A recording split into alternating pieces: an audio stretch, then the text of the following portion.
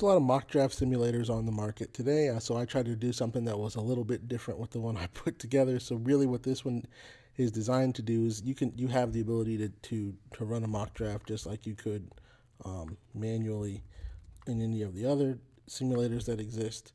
But really, what this one is designed to do is less try to build a mock and post it on social media, but really to just so I have a couple of the expert mocks that exist out there. Let's just grab Mel Kiper's mock and load it in real quick. And what this one is designed to do is based on historical hit rates of a position at a particular draft slot. How likely is a player to be a hit or a miss? So really what it's designed to do is load up one of the expert mocks, whether it's Lance Zierlein, I got Peter Schrager, Jordan Reed, Mel Kiper. I can put other ones in there as well, but you get the idea just from looking at this.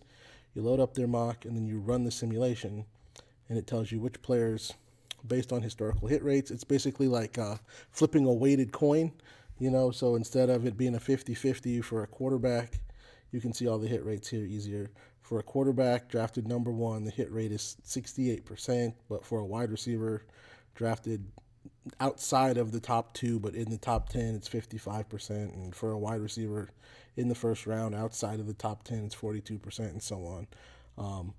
So it just basically flips a coin based on those weighted percentages and says, all right, do we have a hit or a miss?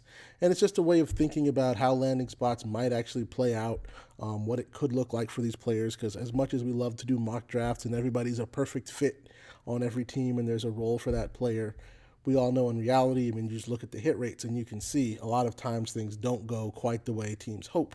And so this is just a way of thinking about and doing some storytelling for yourself about what is it going to look like if, say, Carnell Tate gets drafted here, number 7 to Washington, he's a hit. But if we run the simulation again, he could be a miss, right? And what does it look like? How does he become a hit versus how does he become a miss in any given landing spot? So this is just a way to kind of play around with the draft in a different way and think about the actual possibilities of what it will look like, because we know not all 250 some players that get drafted are going to land on their teams. It's not going to work that way.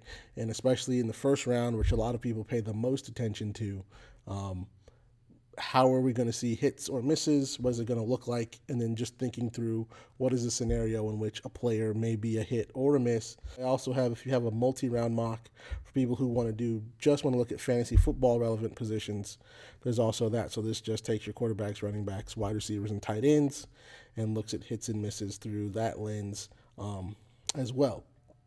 So let's just take a look at that. Okay, so we got Mel Kiper's mock from last week, the week before the draft. We ran the simulation and we got Fernando Mendoza is a miss, Jeremiah Love is a hit, Carnell Tate is a hit, Jordan Tyson is a miss, and so on. You can see all that on the screen there. But as you're thinking about your fantasy football drafts as well, same as in the NFL, as players hit and miss, in fantasy football, players hit and miss as well.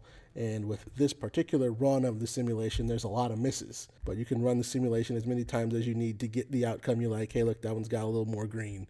So it's just a fun way to play around with the draft and possibilities. And then there's also, if you want to mock particular players into particular teams or draft slots, and then seeing what that looks like as well. So I'll put the link to this in the description if you want to play around with this.